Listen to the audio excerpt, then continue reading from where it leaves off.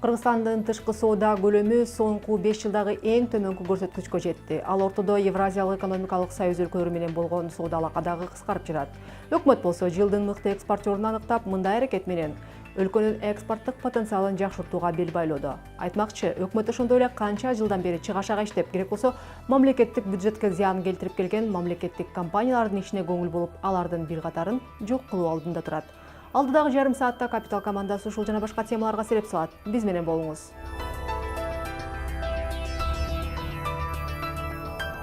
«114 мамлекеттик ишкана ликвидация болуп, дагы 63 кайра уюштурулат. Кыргыз өкмөтү кирешесиз мамлекеттик компанияларга көңүл буруп, аларды тескей турган болууда. Премьер-министр Сооронбай Жээнбеков мамлекеттик ишканалардын көбү коррупциялык жана кызыкчылыктарды жактаган схемаларды уюштурууга шарт түзөт. Мындан улам бул компаниялардын көбү чыгашага иштейт деди. Соңку 4 жылда мамлекеттик ишканалардын жалпы жылдык таза кирешеси 3 эсе кыскарып кеткен. Мамлекет начар башкаруучу, бул эч кимге деле жашыруун эмес. Анткени Кыргызстан көз карандысыздыкта алгандан бери мамлекеттик компаниялардын көбү банкрот болуп жабылып калган. Өз убагында Кыргызстандын аймагында ачылган завод, фабрикалар мамлекеттик бюджетке жакшы эле кирешелерди алып келип, 90-жылдардын башында да толук кандуу иштечү. Бирок акыркы 4 жылда эле мамлекеттик компаниялардын нактабай кирешеси 3 эсеге кыскарып кеткен. Мисалы 2012 жылы мамлекеттик ишканалардын жалпы таза кирешеси 2 миллиард 200 миллион сомду түзгөн. 2013 жылы бул көрсөткүч 2 миллиард сомго түшүп калган. 2014 жылы болсо жалпы таза киреше көлөмү 1 миллиард 200 миллион сом болгон. 2015 жылы бул сандар дагы кыскарып 825 миллион сомду түзгөн. Ал эми өткөн жылы мамлекеттик ишканалардын жалпы таза кирешеси дагы 5 миллион сомго азайып 820 миллион сомду түзгөн. Бүгүнкү күндө көпчүлүк мамлекеттик ишканалар чыгышалуу жана өздөрүнүн негизги уставдык милдеттерин аткарышпайт. Алар коррупциялык жана лоббисттик схемалардын куралы катары иштеп жатышат. Мамлекеттик ишкананын башкы максаты өлкө казынасына пайда алып келүү. Бирок булардын бир тобу мыйзамды бузуу жолу менен мамлекеттик бюджеттен каржыланат. Мисалы 2016 жылы Семетей мейманканасынын кирешеси болгону 50 миң сомдон ашкан. Тагыраак айтканда, шаардын борбордук бөлүгүндө жайгашкан мейманкана жылына $750 тегерегинде киреше тапкан. Аянты 4000 чарчы метрден ашкан мейманкана үчүн бул сумма аздык кылбайбы деген суроо жаралат. Киреше алып келбеген мейманкананын жетекчилиги 2016 жылы эмерек жана килемдерди сатып алууга $788 миң сом же болбосо $11 000 короткон. Мамлекеттик мүлктү башкаруу фондунун төрагасы Болсунбек Казаковдун маалыматы боюнча азыркы тапта республика боюнча 1130 мамлекеттик ишкана катталган. Анализдин жыйынтыктары боюнча катталган ишканалардын 900-ü иштебейт. 164 мамлекеттик ишкана иштеп келсе, ал эми 66 ишкана мамлекеттик мекемелер болуп кайра түзүлгөн. Бүгүнкү күндө Альфа Телеком жабык акционердик коомун же Мегаком бренди менен белгилүү болгон уюлдук операторду эске албаганда мамлекеттик бюджетке киреше алып келген ишканалар жокко эсе. 2014 жылы Мегакомдун 49%-нын ээси мамлекет 8,5 миллиард сомдон ашык каражат тапкан. Бийлик өкүлдөрү бул активдерди көптөн бери эле сатууну көздөп келет. Анткени компанияны өнүктүрүүгө мамлекетте каражат жетишсиз. Бирок бир дагы аукцион ишке ашкан эмес. Себеби инвесторлор чыккан эмес. 2011 жылы сентябрь айында Бишкек арак ликер заводу сатылган. Завод банкрот макамында 66 миллион сомго сатылган болчу. Ошол эле учурда завод менен бирге сатып алуучу Бишкектин борборундагы чоң аймакты ээлеген жер тилкесине ээ болуп калды. Google Maps'тин маалыматы боюнча заводдун аймагы 13 миң чарчы метрди түзөт, же болбосо 130 соток же 1 гектардан ашкан жер тилкеси. 2011 жылы октябрь айында Petrol Group сатылган.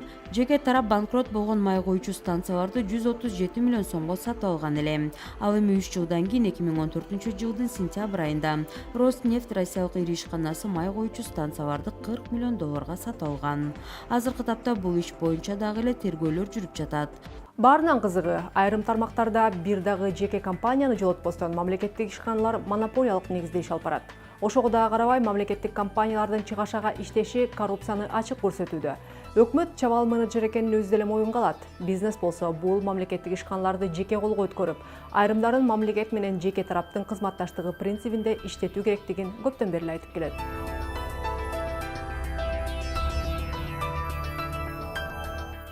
бир эле мисал айталы, мисалы ошол биз көп аябай кызматташкан мисалы акционердик коомдор, электр таратуучу компаниялар 6га жакын ошол алып келген, бөлгөн, тараткан компаниялар бар.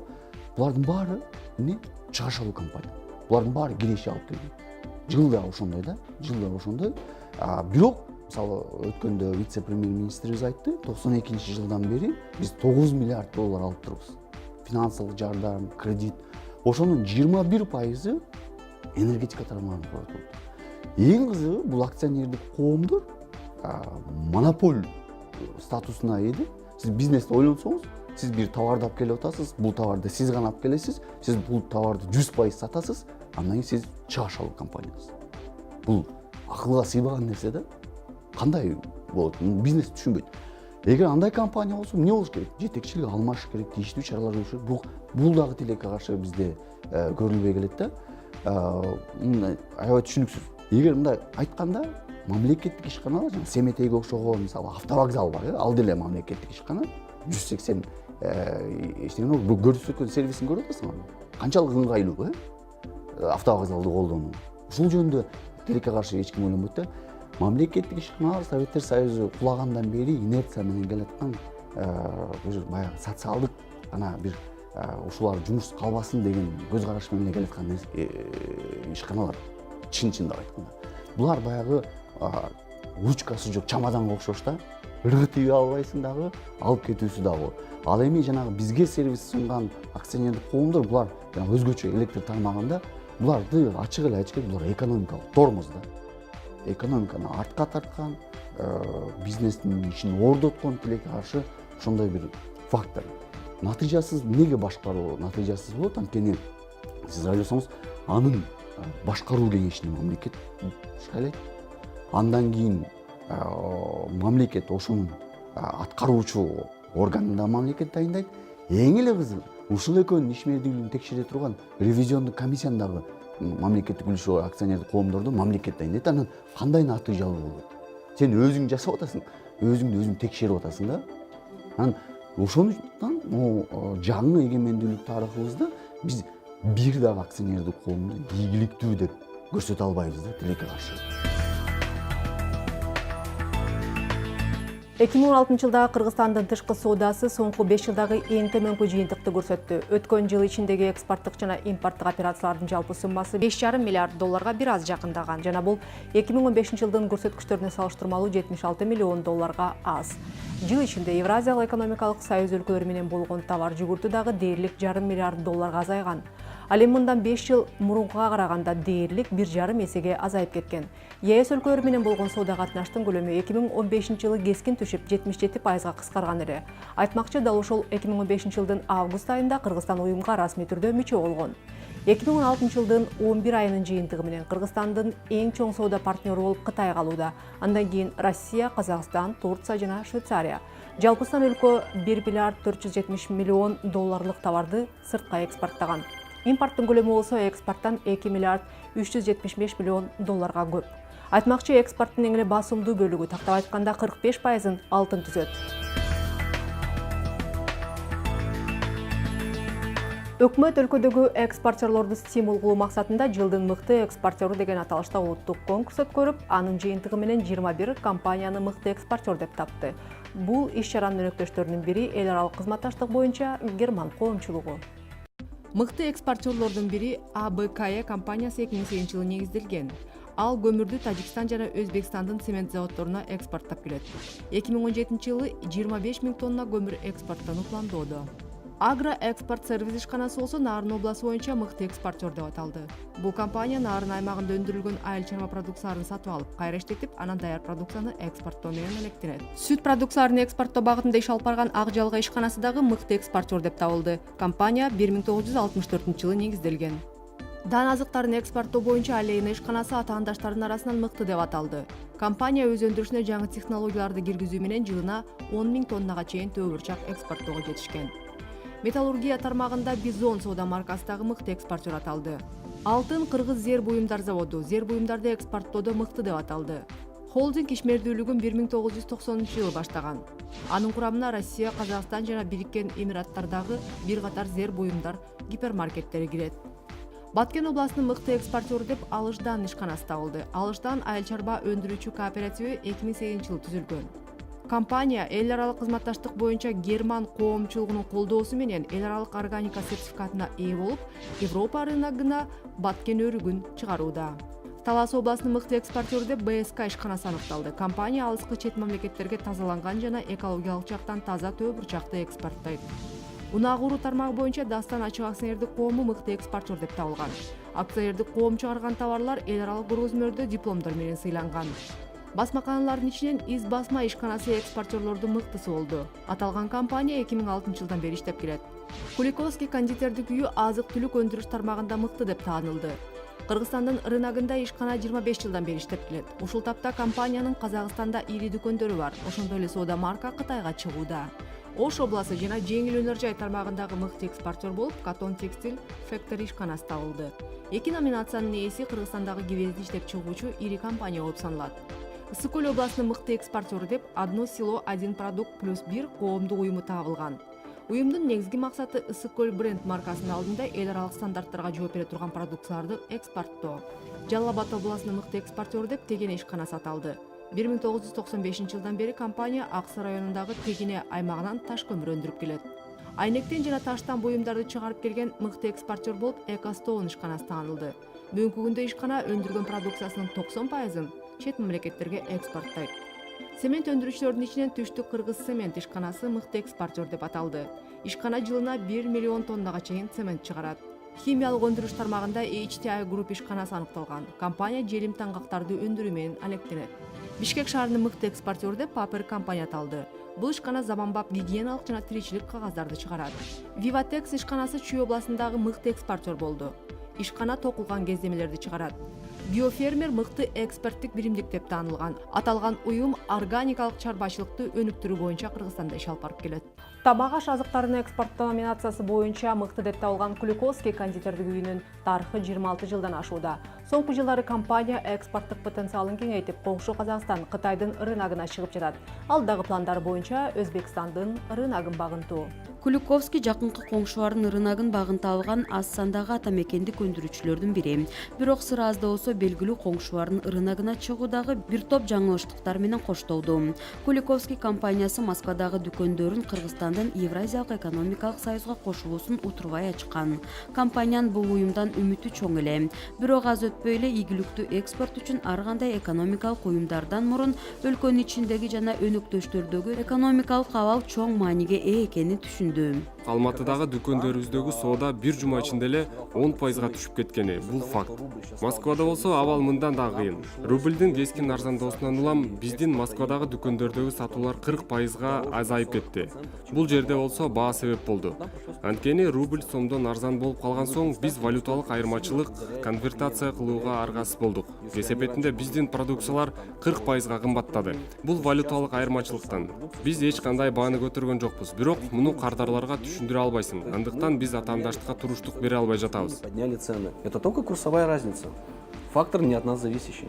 Москвадагы аракети ийгиликсиз болгон соң компания багытын Кытайга бурду. Бир жылдан бери Куликовский кондитердик үйү Кытайга товарларын экспорттап келет.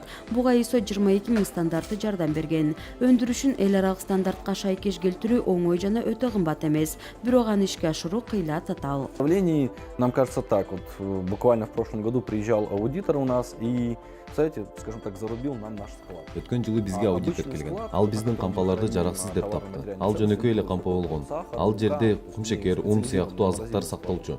Биздин өлкөдөгү кампалардын 95% биздикиндей. Бирок биздин кампа эл аралык стандарттарга жооп бербейт экен.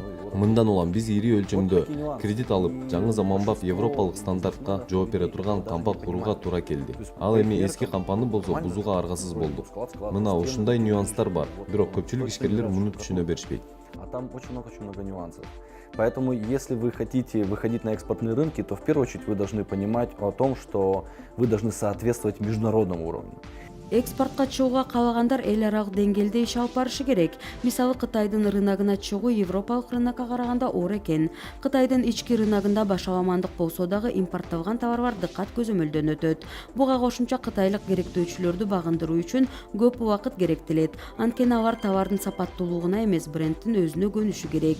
Мындан улам Куликовский брендин алдыга жылдыруудан тышкары Made in Кыргызстан брендин дагы алдыга жылдыруу иштери жүрүп жатат, дейт Денис Гайворонский. Бирок экспорттук потенциалды мындан ары дагы жогорулатуу үчүн жасалып жаткан иштер жетишсиз. Китай очень большая таможенная пошлина. И мы, завозя свой продукт туда, становимся... Мисалы, Кытайдын бажы төлөмдөрү өтө эле жогору. Андыктан бул рынокко кирүү менен атаандаштыкка туруктуулук бере албайбыз. Албетте, бул маселе мамлекеттер аралык деңгээлде чечилиши керек. Бүгүнкү күндө Улуу жибек жолу программасы бар. Анын ичине Кыргызстан дагы кирет. Кытай бийлигинин өкүлдөрү жакынкы 3-5 жылда Казакстан, Россия жана Кыргызстан менен эркин соода аймагы түзүлөт деп айтышкан эле. Бул бизге керек. Бул аралыкта кичинекей кадамдар менен биздин брендти алдыга жылдырып, ал эми саясатчылар бизге эркин соода аймагын түзүп бере турган болсо, ошондо гана биз атаандаштыкка толук түрдө туруштук бере алабыз. Создавать под них специально и со своей продукцией, которую мы здесь создаем, и все остальные компании, которые есть в нашей стране. Кытайлык кондитердик азыктар биздин рынокко кичине түшүнүксүз, анткени алардын курамы дагы бир гана кытайлыктарга туура келет. Ал эми кондитердик азыктардын ичинен Куликовский кондитердик үйү европалык таттууларга күчтүү атаандаш боло алган. Негизи Кыргызстанда өндүрүлгөн тамак аштардын басымдуу бөлүгү экологиялык жактан таза. Бул кыргызстандык экспортёрлордун негизги артыкчылыгы. Мындан улам миллиарддык керектөөчүсү бар рынокко чыгуу мүмкүнчүлүгү бардык жактан колдонулушу керек. И вы не представляете, какая в Кыргызстане есть уникальная вещь, которая, как сырье. Это то, что, я думаю, через 20-25 лет будет... Кыргызстандын уникалдуу мүмкүнчүлүктөрү бар. Бул таза суу. 20 же 25 жылдын ичинде бул байлыгыбыз алтынга тете, керек болсо мунай затынан дагы кымбат болушу ыктымал. Кыргызстан улуу Тянь-Шань тоолорунун өлкөсү. Бизде таза суунун запасы чоң. Андыктан буга стратегиялык жол менен мамиле кылып, келечек муунга экологиялык жактан таза бизнести түзүп беришибиз керек. Андыктан таза аба, таза суу бул биздин уникалдуулугубуз. Биз муну колдон чыгарбашыбыз керек. Биз алыска кетпей эле жакынкы рынокторду багындыра алсак деле жетиштүү болот. Мисалы, жакынкы 100 жылда адам тамак ашты жей берет. Андыктан Кыргызстандын экспортёрлору үчүн рынок жетиштүү. Именно сила нашей страны — это в производстве настоящей органической пищи, и мы будем кормить весь мир. Компаниянын алдыдагы планы жакынкы коңшу Өзбекстандын рыногун ачуу. Ал рынокко чыгуу үчүн продукциянын курамы анча деле өзгөргөн эмес. Себеби Өзбекстандын рыногу Кыргызстандыкына окшош. Негизи экспортко чыгуудан мурун ар бир өлкөнүн ички рыногуна толук анализ жүргүзүү керек. Бул иштер аткарылмайын экспорттун көлөмүн дагы жогорулатуу мүмкүн эмес, дейт Денис Гайворонский. Выходить на экспорт всегда трудно, потому что домашний рынок, так скажем, он всегда знаком, он понятен. Экспортко чыгуу дайыма эле оор. Эгер КМШ өлкөлөрүн ала турган болсок, ал жактын менталитети такыр башка. Сиз жөн гана атаандашыңыздын күчүн билбей калышыңыз мүмкүн. Эң негизгиси атаандаштык дагы такыр башка. Мисалы, Кыргызстандын рыногунда силер лидер же монополист болушуңуз ыктымал. Андыктан тышкы рынокко чыгууда дагы сиз лидер болом деп ойлойсуз. Бирок бул чоң жаңылыштык. Мындан улам экспортко чыга турган мамлекеттин рыногу жакшы изилдениши керек. И как раз таки это большая ошибка, что не проводят исследования и не узнают, какие детали, какие тонкости существуют на том рынке. Кыргыз ишкерлери үчүн да ушундай маалыматтар жетишсиз. Экспортко чыгам деген компанияларга багыт берген маалыматтар топтому, эл аралык көргөзмө жарманкелерге катышуу мүмкүнчүлүгү тартыш. Мындан улам ата мекендик өндүрүүчүлөр жеке өзүнүн жаңылыштык, ийгиликсиз аракеттерин жыйынтыгы менен гана тышкы рыноктарды багынтууда кандайдыр бир жыйынтыктарга жете алат. Өкмөттүн бул аракети экспортёрлорду эмнеси менен кантип стимул кылат? Деги эле өлкөнүн экспорттук потенциалын көтөрүү үчүн кандай маанилүү аракеттер керек? Ушул жана башка суроолорго экономика министринин орун басары Элдар Абакиров жооп берди.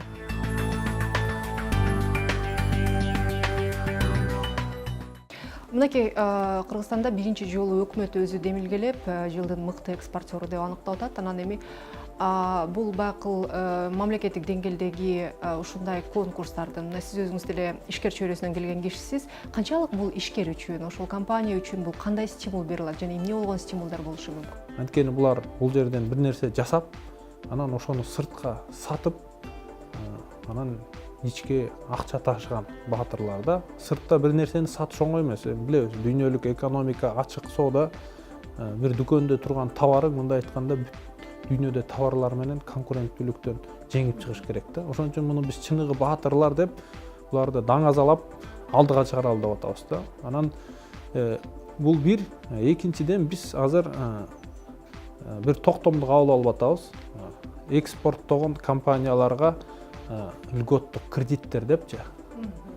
Бул 5 жылга чейин 10%, 5% менен кредит алса болот. Мындай айтканда Кыргызстанда эң арзан кредиттер. Анын үстүнө биз азыр дагы жаңы токтом даярдабыз. Эрге керек болсо 0% менен бир 5 жылга чейин мамлекеттен акча алсаң болот, бирок эгер сен экспортер болсоң.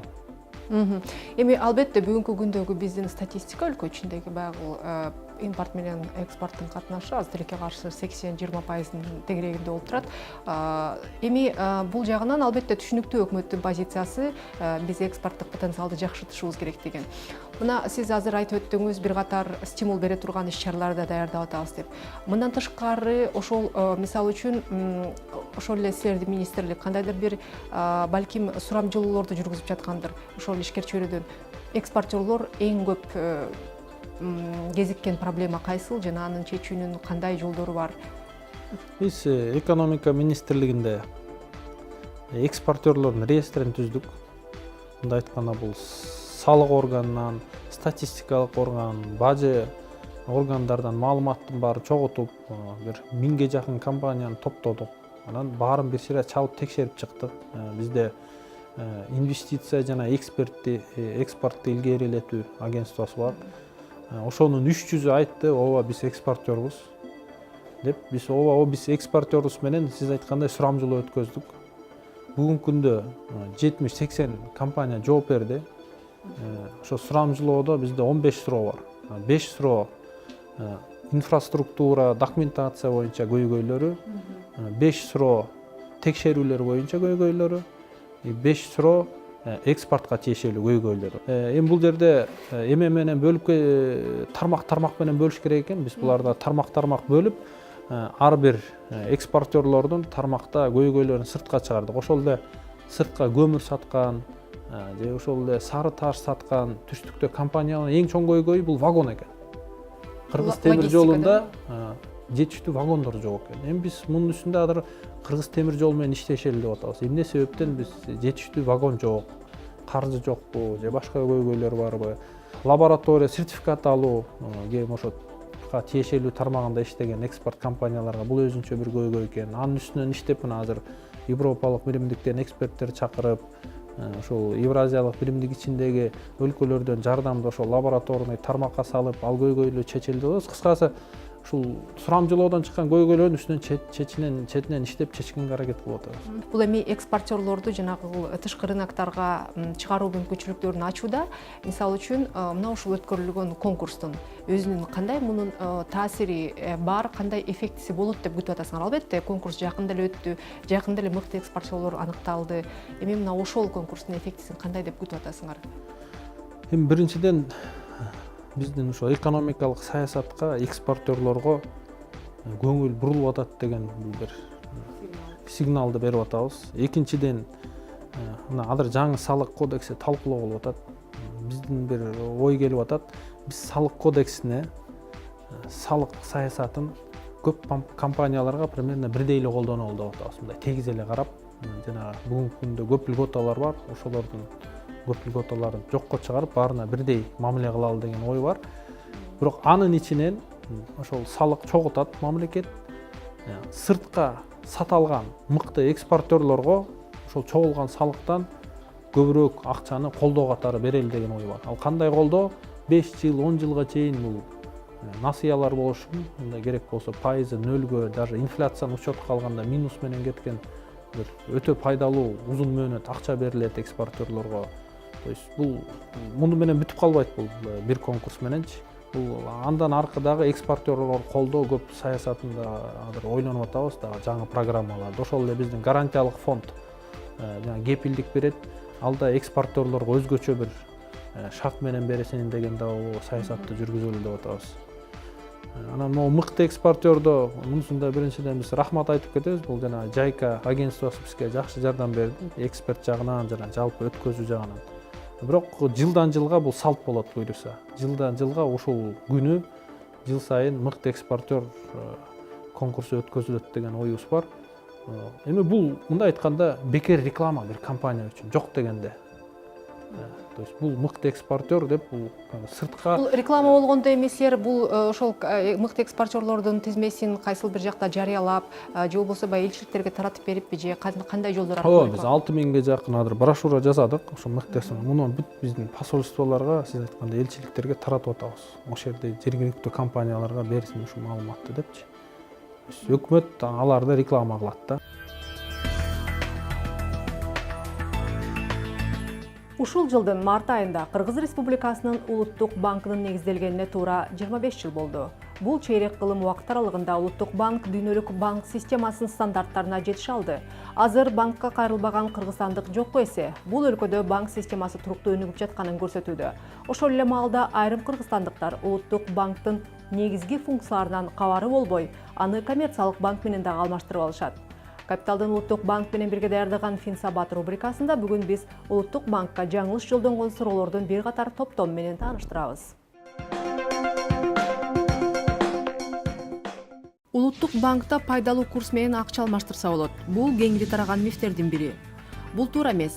Улуттук банк Кыргызстандын акча кредиттик саясатын тескеген негизги орган. Улуттук банк эл менен түз иштешпейт. Башкы финансылык институт өз саясатын коммерциялык банктар аркылуу жүргүзөт. Керек болгон шартта аларга кредит берет жана коммерциялык банктардын элдин алдындагы өз милдеттерин так аткаруусун көзөмөлдөп турат. Мыйзамга ылайык Улуттук банк бул акча кредит саясатын өткөзүү менен бул баалардын туруктуулугун камсыз кылуу бул негизги функциясы болуп саналат. Андан тышкары банктарды көзөмөлгө алат. Бирок жанагы коммерциялык банктардын калк менен иштөөсү үчүн мындай өбөлгө түзүп турат да. Керек болгон учурда кредиттерди берип, эгерде чет өлкө валютасы жетпей турган болсо, чет өлкө валютасы менен камсыз кылат. Улуттук банк эл менен түз дагы иштешет. Алды менен дүйнө жана өлкөдөгү финансылык абал туурасында маалымат берип турат. Ошондой эле баардык эле кишилер келип, эскирип же тытылып калган банкнотторду алмаштырып кете алат. Мифтердин кийинкиси Улуттук банк валюталардын курсун аныктайт, ал эми коммерциялык банктар Улуттук банк бекиткен курс менен акча алмаштыргылары келбейт. Эмне үчүн Улуттук банк эч кандай чара көрбөйт? Кыргызстанда мамлекет валюта рыногундагы оюндардын шартын аныктабайт. Анткени сомдун курсу эркин жүгүртүүдө болуп, аны рынок тескейт. Мисалы, коңшу Тажикстан же Азербайжан, Украина, Беларусияны ала турган болсок, бул өлкөлөрдө валютанын курсу Улуттук банк тарабынан бекитилет. Тактап айтканда, өкмөт улуттук акчанын баасын түшүрүп же көтөрүп кое алат. Сомдун курсун болсо рыноктогу суроо талап аныктайт. Сунуш менен суроо талаптын ортосундагы баланс болсо бир катар факторлордон көз каранды. Эгер өлкөнүн экономикалык абалы начар болсо, сом ошончо арзан болот. Дагы бир маанилүү фактор бул эмгек мигранттардын которуулары. Адатта мигранттардын которуулары доллар менен келет дагы, аны жергиликтүүлөр сомго алмаштырат. Демек мигранттардан канча көп акча келсе, сомго болгон суроо талап ошончолук чоң болот дагы, улуттук акчанын куну бекемделет. Курска жыл мезгилдери дагы таасир этет. Адатта жыл башында жана күз мезгилинде импорт активдешип, долларга болгон суроо талап күчөйт. Демек доллар кымбаттайт. Үчүнчү миф. Улуттук банктан кредит алууга болобу жана ал пайыздык үстөктөрдүн төмөндөшүнө кантип жардам берет? Улуттук банк түздөн түз калк менен иш алып барбайт. Анткени Улуттук банк коммерциялык банктардын операциялык ишине кийлигише албайт. Ошондуктан Улуттук банк кимдир бирөөлөргө кредит берүүгө жардам бере албайт. Ошондой эле Улуттук банк тигил же бул коммерциялык банктын кредиттеринин үстөк пайызынын деңгээлине түздөн түз салап кое албайт. Бирок жана мен айтып кетпедимби, биздин инструменттерди колдонуп, мисалы 2012 жылдан тартып бул жана кредиттик аукциондорду өткөзүп атабыз. Бул банктарга кредит беребиз. Негизи банктар андан кийин биздин жарандарга жана ошондой эле экономика секторлорунда каржылоого жумшайт да. Ошонун негизинде 2012 жылдан бери 7 миллиард сомдон ашык кредит берилген банктарга. Анан негизи бул жана бизнес айыл чарба ишмерлерге жана ошондой эле экономиканын негизги мындай секторлоруна дагы ошо кредиттер берип, негизи ошо кредиттердин пайыздарын төмөндөшүнө мындай өбөлгө түзүп турат да. Белгилей кетсек, кредит боюнча пайыздык ченемдер Улуттук банктын ишмердүүлүгүнө байланышкан көптөгөн факторлордон көз каранды. Бул өлкөдөгү саясий, экономикалык туруктуулук, жергиликтүү банктарга каржылык колдоо көрсөтүп жаткан чет өлкөлүк кредиторлордун ишениминин инвестициялык климаты, ар бир банктагы башкаруунун эффективдүүлүгү, кредиттерди тейлөөгө кеткен чыгымдар жана башка. Бул өткөн аптанын экономикалык обзору болду. Капиталдын орусча чыгарылышы менен кесиптешим Айсулуу Текимбаева 3-күнү кечки саат 8:25 тааныштырат. Өткөрүп жибербеңиз. Ишиңизге ийгилик.